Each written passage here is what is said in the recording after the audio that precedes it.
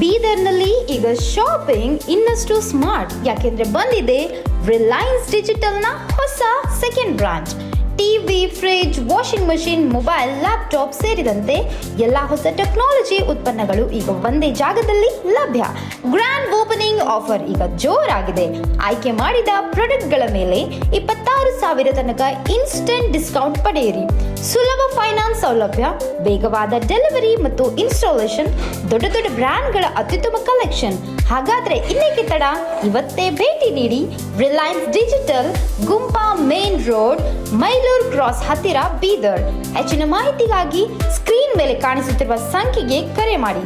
Reliance digital, ಟೆಕ್ನಾಲಜಿಯ ಹೊಸ ಅನುಭವ. ಇದರಲ್ಲಿ second Reliance digital store Gumpa road ಅಲ್ಲಿ ಲಾಂಚ್ ಆಗಿದೆ. ಇದರಲ್ಲಿ ಎಕ್ಸೈಟಿಂಗ್ ಆಫರ್ಸ್ ನಡೀತಾ ಇದೆ. ಅಪ್ಲಯನ್ಸಸ್ ಮೇಲೆ, ವಾಷಿಂಗ್ ಮಷಿನ್ ಮೇಲೆ, ಲ್ಯಾಪ್ಟಾಪ್ಸ್ ಮೇಲೆ there is 0% EMI, up to 26,000 cash back offers ನಡೀತಾ ಇದೆ. ಸೊ ವಿಸಿಟ್ ಮಾಡಿ Gumpa road, Bidar, Reliance digital stores. ನಮಸ್ಕಾರ ಬೀದರ್.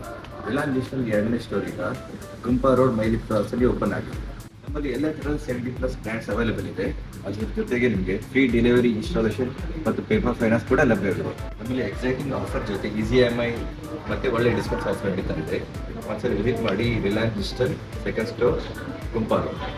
Thank you.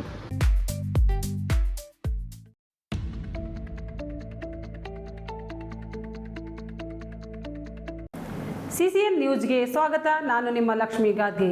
ಇಂದಿನ ಮುಖ್ಯಾಂಶಗಳು: ಡಿಸಿಸಿ ಬ್ಯಾಂಕ್ ಶಾಖೆ ಕಟ್ಟಡ ಉದ್ಘಾಟನೆ. ಜಿಲ್ಲೆಯ ಆರ್ಥಿಕ ಅಭಿವೃದ್ಧಿಯಲ್ಲಿ ಪ್ರಮುಖ ಪಾತ್ರ ವಹಿಸಿದೆ ಡಿಸಿಸಿ ಬ್ಯಾಂಕ್. ಅಮರ್ ಖಂಡ್ರೆ. ಬೀದರ್ ತಾಲೂಕಿನ ಕಮಠಾಣ ಗ್ರಾಮದಲ್ಲಿ ಜಿಲ್ಲಾ ಸಹಕಾರ ಕೇಂದ್ರ ಬ್ಯಾಂಕ್ನ ಶಾಖೆಯ ಹೊಸ ಕಟ್ಟಡವನ್ನು ಬ್ಯಾಂಕ್ ಅಧ್ಯಕ್ಷ ಅಮರ್ ಖಂಡ್ರೆ ಸೋಮವಾರ ಉದ್ಘಾಟಿಸಿದರು. ನಂತರ ಅವರು ಮಾತನಾಡಿ, ಗ್ರಾಮದಲ್ಲಿ ಈ ಹಿಂದೆ ಬಾಡಿಗೆ ಕಟ್ಟಡದಲ್ಲಿ ಬ್ಯಾಂಕ್ ಶಾಖೆ ಕಾರ್ಯನಿರ್ವಹಿಸುತ್ತಿದ್ದು, ಇದೀಗ ಸ್ವಂತ ನಿವೇಶನದಲ್ಲಿ ಸುಸಜ್ಜಿತ ಕಟ್ಟಡ ನಿರ್ಮಿಸಲಾಗಿದೆ. ಇದರಿಂದ ಬ್ಯಾಂಕ್ ಶಾಖೆ ಹಾಗೂ ಗ್ರಾಹಕರಿಗೆ ಅನುಕೂಲವಾಗಿದೆ ಎಂದು ತಿಳಿಸಿದರು.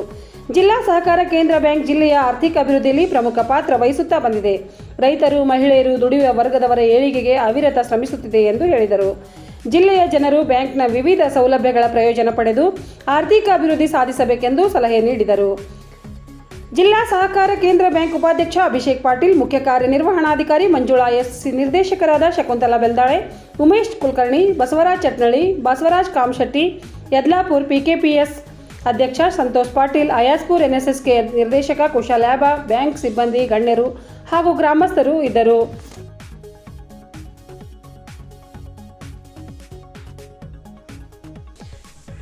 ಪೆಟ್ರೋಲ್ ಡೀಸೆಲ್ ಬೆಲೆ ಏರಿಕೆ ಘೋಡೆ ಖಂಡನೆ. ಪದೇ ಪದೇ ಪೆಟ್ರೋಲ್ ಡೀಸೆಲ್ ಬೆಲೆ ಏರಿಕೆ ಮಾಡುತ್ತಿರುವ ಬಿಜೆಪಿ ನೇತೃತ್ವದ ಕೇಂದ್ರ ಸರ್ಕಾರದ ಕ್ರಮ ತೀವ್ರ ಖಂಡನೀಯ ಎಂದು ಕಾಂಗ್ರೆಸ್ ಕಿಸಾನ್ ವಿಭಾಗದ ರಾಷ್ಟ್ರೀಯ ಜಂಟಿ ಸಂಯೋಜಕ ಜಾನ್ಸನ್ ಘೋಡೆ ಹೇಳಿದ್ದಾರೆ. 12 ದಿನಗಳಲ್ಲೇ 3 ಬಾರಿ ತೈಲ ಬೆಲೆ ಹೆಚ್ಚಿಸಿರುವುದು ಜನಸಾಮಾನ್ಯರಿಗೆ ಆಘಾತ ಉಂಟು ಮಾಡಿದೆ ಎಂದು ತಿಳಿಸಿದ್ದಾರೆ. ಇಂಧನ ಬೆಲೆ ಏರಿಕೆಯಿಂದ ದಿನಬಳಕೆ ವಸ್ತುಗಳ ಬೆಲೆ ಏರಿಕೆಯಾಗುತ್ತಿದೆ, ಕೃಷಿ ವೆಚ್ಚವು ಹೆಚ್ಚಾಗುತ್ತಿದೆ. ಇದರಿಂದ ಬಡವರು, ಕೂಲಿ ಕಾರ್ಮಿಕರು, ರೈತರು, ಮಧ್ಯಮ ವರ್ಗದವರು ಬಹಳ ಸಂಕಷ್ಟ ಎದುರಿಸಬೇಕಾಗಿದೆ ಎಂದು ಹೇಳಿದ್ದಾರೆ. ಕೇಂದ್ರ ಸರ್ಕಾರ ಪೆಟ್ರೋಲ್ ಡೀಸೆಲ್ ಮೇಲಿನ ತೆರಿಗೆ ಕಡಿತಗೊಳಿಸಬೇಕು, ಜನಸಾಮಾನ್ಯರ ಹಿತರಕ್ಷಣೆಗೆ ಈಗಾಗಲೇ ಮಾಡಲಾದ ಬೆಲೆ ಏರಿಕೆಯನ್ನು ಹಿಂದಕ್ಕೆ ಪಡೆಯಬೇಕು ಎಂದು ಆಗ್ರಹಿಸಿದ್ದಾರೆ.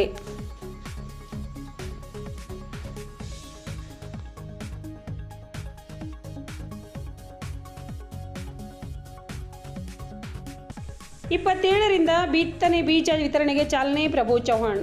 ಪ್ರಸಕ್ತ ಸಾಲಿನ ಮುಂಗಾರು ಹಂಗಾಮಿನಲ್ಲಿ ರೈತರಿಗೆ ಸಮಯಕ್ಕೆ ಬಿತ್ತನೆ ಬೀಜ ಕಲ್ಪಿಸಲು ಔರಾದ್ ಕ್ಷೇತ್ರದಲ್ಲಿ ಮೇ 27ರಿಂದ ಬಿತ್ತನೆ ಬೀಜ ವಿತರಣೆಗೆ ಚಾಲನೆ ನೀಡಲಾಗುತ್ತಿದೆ ಎಂದು ಮಾಜಿ ಸಚಿವರು ಹಾಗೂ ಔರಾದ್ ಬಿ ಕ್ಷೇತ್ರದ ಶಾಸಕರಾದ ಪ್ರಭು ಬಿ ಚೌಹಾಣ್ ಅವರು ಹೇಳಿದ್ದಾರೆ.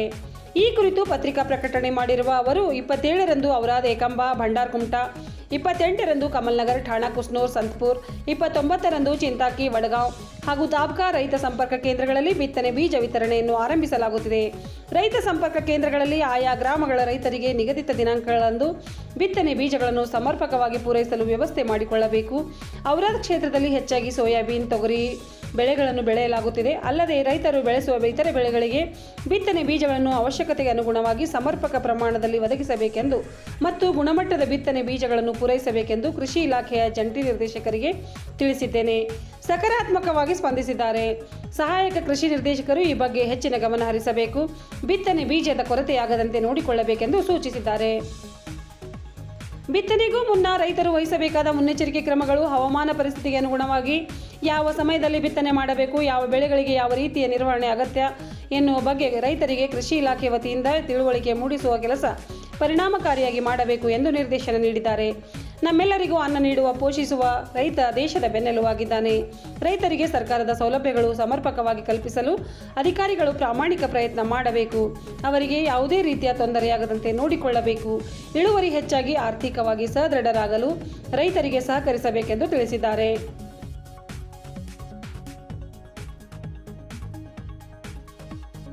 ಕಲಾ ಮತ್ತು ಸಾಂಸ್ಕೃತಿಕ ಕಾರ್ಯಕ್ರಮಗಳ ಯಶಸ್ವಿಗೆ ಸರ್ಕಾರದ ಪ್ರೋತ್ಸಾಹ ಅಗತ್ಯ. Doctor MG. ದೇಶಪಾಂಡೆ. ಶ್ರೀ ಕವಿ ಸರ್ವಜ್ಞ ಸಂಘ ಹುಬ್ಬಳ ಹಾಗೂ ಕನ್ನಡ ಮತ್ತು ಸಂಸ್ಕೃತಿ ಇಲಾಖೆ ಬೆಂಗಳೂರು ಸಹಯೋಗದಲ್ಲಿ ವಿಶ್ವಜ್ಯೋತಿ ಬಸವಣ್ಣನವರ ಕುರಿತು ವಿಚಾರ ಸಂಕಿರಣ ಮತ್ತು ಸಂಗೀತ ಕಲಾ ಪ್ರತಿಭೋತ್ಸವ ಕಾರ್ಯಕ್ರಮವನ್ನು ರವಿವಾರ ಬಸವಭಜನ ಗಾಂಧಿನಗರ ಮೈಲೂರಿನಲ್ಲಿ ಹಮ್ಮಿಕೊಳ್ಳಲಾದ ಕಾರ್ಯಕ್ರಮವನ್ನು ಹಿರಿಯ ಸಾಹಿತಿ ಡಾಕ್ಟರ್ ಎಂ.ಜಿ. ದೇಶಪಾಂಡೆ ಉದ್ಘಾಟಿಸಿದರು.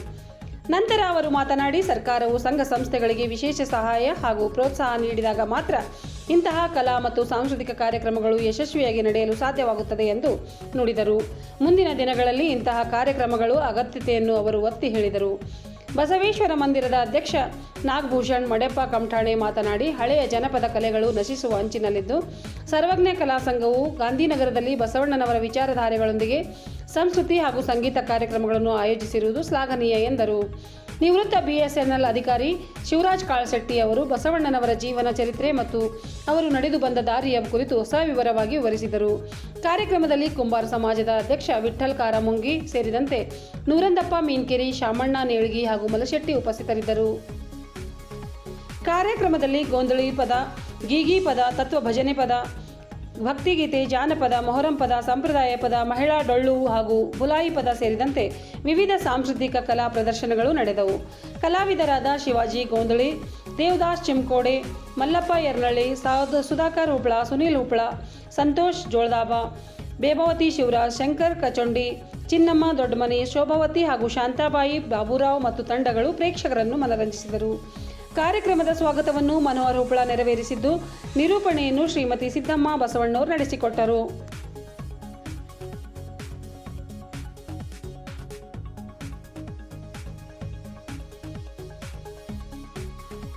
ಇದರೊಂದಿಗೆ ನಮ್ಮ ಇಂದಿನ ವಾರ್ತಾ ಪ್ರಸಾರ ಮುಕ್ತಾಯವಾಯಿತು. ಮುಂದಿನ ವಾರ್ತೆಗಳೊಂದಿಗೆ ಮತ್ತೆ ಭೇಟಿಯಾಗೋಣ. ವಂದನೆಗಳು.